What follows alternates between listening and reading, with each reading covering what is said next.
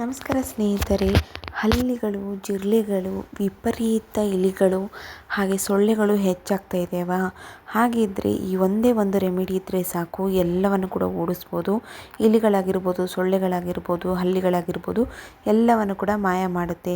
ಹಾಗಿದ್ರೆ ಬನ್ನಿ, ಇವತ್ತಿನ ವಿಡಿಯೋದಲ್ಲಿ 3 ಟಿಪ್ಸ್ನ ನಾನು ಒಂದೇ ವಿಡಿಯೋದಲ್ಲಿ ಶೇರ್ ಮಾಡ್ತಾ ಇದ್ದೀನಿ. ಫಸ್ಟು ನೋಡಿ, ಹಲ್ಲಿಗಳನ್ನು ಓಡಿಸೋದಕ್ಕೆ ಇಲ್ಲಿ ನಾನು ಈರುಳ್ಳಿನ ತೊಗೊಂಡಿದ್ದೀನಿ.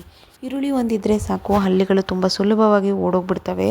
ಹಲ್ಲಿಗಳು ಜಾಸ್ತಿ ಆಗ್ತಾ ಇದ್ದಾವೆ, ಮನೆಯಲ್ಲಿ ಸಣ್ಣ ಸಣ್ಣ ಮರಿಗಳನ್ನು ಹಾಕ್ತಾ ಇದ್ದಾವೆ ಅನ್ನೋ ಹಾಗಿದ್ರೆ ಹಳ್ಳಿಗಳು ಬರಲಾರಂಥ ಜಾಗದಲ್ಲಿ ಯಾಕೆ ಬರ್ತಾ ಇದ್ದಾವೆ ಅನ್ನೋದನ್ನು ಫಸ್ಟು ಫೈಂಡ್ ಔಟ್ ಮಾಡ್ಕೋಬೇಕು. ಎಲ್ಲಿಂದ ಬರ್ತಾ ಇದ್ದಾವೆ ಅನ್ನೋದನ್ನು ನಾವು ಹುಡ್ಕಾಡಿ ಇಟ್ಕೋಬೇಕಾಗತ್ತೆ. ಅಂದರೆ ಈ ಕಿಟಕಿಯಿಂದ, ಬಾಗಿಲಿಂದ ಬರ್ತಾ ಇದ್ದಾವೆ ಅನ್ನೋ ಹಾಗಿದ್ರೆ ಆ ಜಾಗದಲ್ಲಿ ಈ ರೀತಿ ಈರುಳ್ಳಿಗಳನ್ನು ಕಟ್ ಮಾಡಿಬಿಟ್ಟು ಒಂದು ಹಾರದ ಥರ ಮಾಡ್ಕೊಂಡ್ಬಿಟ್ಟು ಇಟ್ಕೋಬೇಕಾಗತ್ತೆ. ಈ ಒಂದು ಸಿಂಪಲ್ ಟಿಪ್ನಿಂದ ಹಲ್ಲಿಗಳು ಮನೆಯಲ್ಲಿ ಬರೋದಿಲ್ಲ. ಈಗ ಹಲ್ಲಿಗಳು ಮನೆ ಒಳಗಡೆ ಇರುವಂಥ ಹಲ್ಲಿಗಳನ್ನು ಓಡಿಸೋದಕ್ಕೆ ಏನಪ್ಪ ಮಾಡಬೇಕು ಅಂತಂದರೆ, ಇಲ್ಲಿ ತೋರಿಸ್ತಾ ಇದ್ದೀನಲ್ಲ, ಇದೇ ರೀತಿ ಎಲ್ಲ ಈರುಳ್ಳಿಗಳನ್ನು ಕಟ್ ಮಾಡ್ಕೋಬೇಕು. ದಪ್ಪ ದಪ್ಪವಾಗಿ ಕಟ್ ಮಾಡ್ಕೊಂಡ್ಬಿಟ್ಟು ನಾನಿಲ್ಲಿ ಸೋಪನ್ನು ತೊಗೊಂಡಿದ್ದೀನಿ. ಸೋಪನ್ನ ತುರಿದ್ಬಿಟ್ಟು ತೊಗೊತಾ ಇದ್ದೀನಿ. ನೀವು ಕೂಡ ಇದೇ ರೀತಿ ಮಾಡ್ಕೊಳ್ಳಿ. ಎಷ್ಟೇ ಹಲ್ಲಿಗಳಿರ್ಬೋದು, ಎಲ್ಲವೂ ಕೂಡ ಮಾಯವಾಗಿಬಿಡ್ತವೆ. ಮನೆಯಲ್ಲಿ ಇರುವಂಥ ಹಲ್ಲಿಗಳೆಲ್ಲ ಓಡೋಗ್ತವೆ. ನೋಡಿ, ಫಸ್ಟು ನಾನಿಲ್ಲಿ ಸೋಪನ್ನು ತುರಿದ್ಬಿಟ್ಟು ಈ ಈರುಳ್ಳಿ ಮೇಲೆ ಹಾಕ್ತಾಯಿದ್ದೀನಿ. ಈರುಳ್ಳಿ ಮೇಲೆ ಹಾಕಿದ ಸ್ವಲ್ಪ ನಿಂಬೆಹಣ್ಣಿನ ರಸನ ಹಿಂಡ್ಕೊತಾ ಇದ್ದೀನಿ.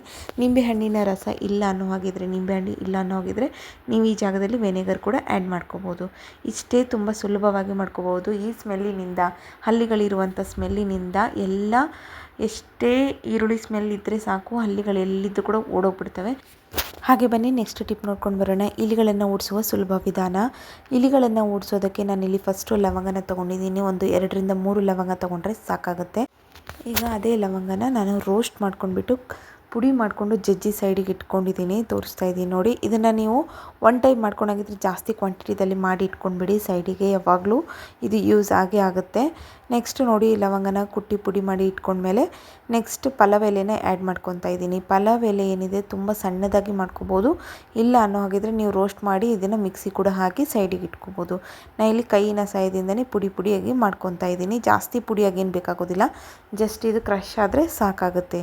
ನೆಕ್ಸ್ಟ್ ಕರ್ಪೂರನ ಆ್ಯಡ್ ಮಾಡ್ಕೊತಾ ಇದ್ದೀನಿ. ಒಂದು ಕರ್ಪೂರನ ಸಣ್ಣದಾಗಿ ಪುಡಿ ಮಾಡಿಕೊಂಡು ಹಾಕ್ತಾಯಿದ್ದೀನಿ.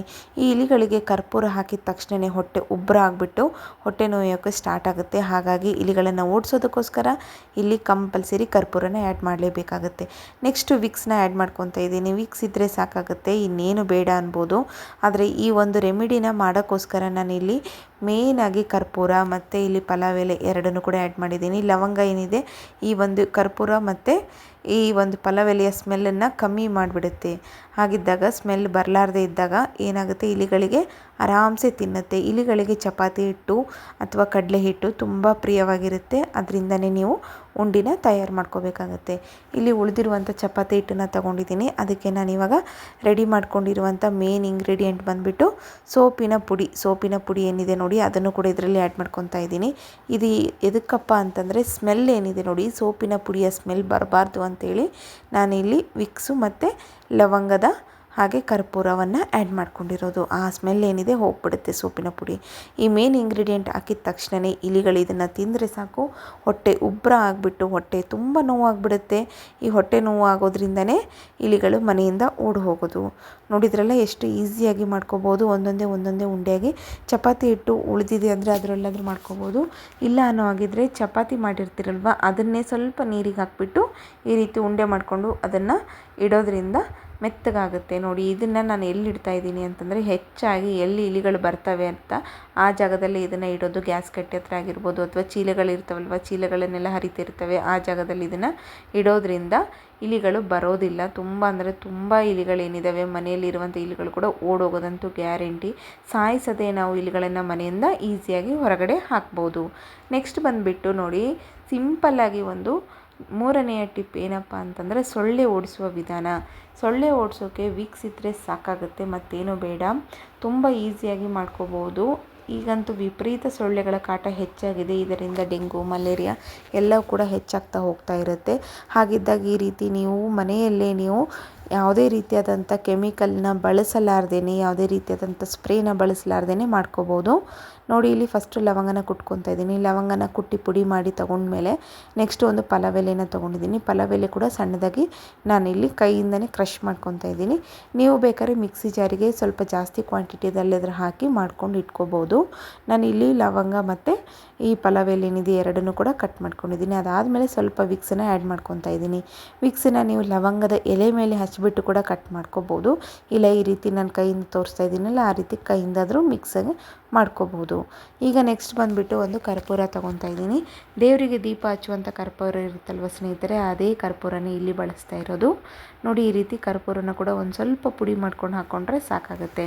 ನೆಕ್ಸ್ಟು ನಾವು ಆಲ್ರೆಡಿ ಏನು ಕುಟ್ಟಿ ಪುಡಿ ಮಾಡ್ಕೊಂಡಿದ್ವಲ್ವ ಲವಂಗ, ಅದನ್ನು ಕೂಡ ಹಾಕ್ತಾಯಿದ್ದೀನಿ. ಇದರಿಂದ ಸೊಳ್ಳೆ ಅಷ್ಟೇ ಹೋಗೋದಿಲ್ಲ, ಮನೆಯಲ್ಲಿ ಒಂದು ಪಾಸಿಟಿವ್ ಎನರ್ಜಿ ಬರುತ್ತೆ. ಹಾಗೆ ಈ ಒಂದು ಸ್ಮೆಲ್ಲಿನಿಂದ ಕೆಮ್ಮು ನೆಗಡಿ ಕೂಡ ಬರಲಾರ್ದಂಗೆ ತಡೆಯುತ್ತೆ. ಈ ಒಂದು ಸಿಂಪಲ್ ಆಗಿರುವಂತಹ ಟಿಪ್ನ ನೀವು ಕೂಡ ಫಾಲೋ ಮಾಡಿ. ನೋಡಿ ಇಲ್ಲಿ ಹತ್ತಿ ತೊಗೊಂಡ್ಬಿಟ್ಟು ನಾವೇನು ಮಾಡ್ಕೊಂಡಿದ್ವಲ್ವ ಅದನ್ನೆಲ್ಲವನ್ನು ಕೂಡ ಒಂದು ಸ್ವಲ್ಪ ಮಿಡಿಲ್ನಲ್ಲಿ ಹಾಕಿಬಿಟ್ಟು ಕರೆಕ್ಟಾಗಿ ಅದನ್ನು ಉಂಡೆ ಟೈಪ್ನಲ್ಲಾದರೂ ಮಾಡ್ಕೊಳ್ಳಿ, ಇಲ್ಲ ಉದ್ದ ಆಕಾರಾದರೂ ಕೊಟ್ಕೊಳ್ಳಿ. ನೆಕ್ಸ್ಟು ಉಳಿದಿರುವಂಥದ್ದನ್ನು ಕೂಡ ವೇಸ್ಟ್ ಮಾಡಬಾರ್ದು ಅಂತೇಳಿ ಹತ್ತಿಯ ಸಹಾಯದಿಂದ ಪ್ಲೇಟ್ನೆಲ್ಲ ನೀಟಾಗಿ ಸವರ್ಕೊಂಡ್ಬಿಡಿ. ಇದನ್ನು ಕೂಡ ಅಷ್ಟೇ ದೀಪ ಥರ ಆದರೂ ಮಾಡ್ಕೋಬೋದು. ಇಲ್ಲ ಅಂತಂದರೆ ಈಗ ಮೊದಲಿಗೆ ನಾವೇನು ಮಾಡ್ಕೊಂಡಿದ್ವಲ್ಲ ಅದರಲ್ಲಾದರೂ ಇದನ್ನು ಹಾಕಿ ಇಟ್ಕೋಬೋದು. ನಾನು ಇಲ್ಲಿ ದೀಪದ ಥರನೇ ಮಾಡ್ಕೊತಾ ಇದ್ದೀನಿ, ಬತ್ತಿ ಮಾಡ್ಕೊತಾ ಇದ್ದೀನಿ. ಸ್ವಲ್ಪ ಸಣ್ಣದಾಗಿರುವಂಥ ಬತ್ತಿ ಮಾಡಿಕೊಂಡ್ರೆ ಸಾಕಾಗುತ್ತೆ.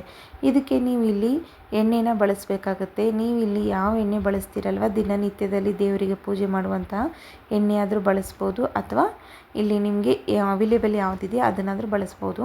ನೆಕ್ಸ್ಟ್ ನೋಡಿ ಲೈನ್ ಹತ್ತಿನ ನಾನು ಸ್ವಲ್ಪ ದಪ್ಪದ ಆಕಾರ ಕೊಟ್ಕೊಂಡ್ಬಿಟ್ಟು ಮಿಡಿಲ್ನಲ್ಲಿ ಏನಿದೆ ನಾನು ಸ್ವಲ್ಪ ಉದ್ದ ಮಾಡ್ಕೊತಾ ಇದ್ದೀನಿ. ಮಿಡಿಲ್ನಲ್ಲಿ ದಪ್ಪ ಇದ್ದರೆ ಮ್ಯಾಗಿನ ತುದಿ ಏನಿದೆ ಅದು ಸ್ವಲ್ಪ ಉದ್ದ ಮಾಡ್ಕೋಬೇಕಾಗುತ್ತೆ.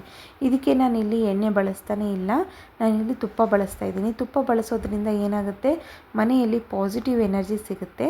ಈ ದೀಪ ಹಚ್ಚೋದ್ರಿಂದ ನಿಮಗೆ ಪಾಸಿಟಿವ್ ಬರುತ್ತೆ, ಹಾಗೆ ಸೊಳ್ಳೆಗಳು ಕೂಡ ಓಡೋಗುತ್ತೆ.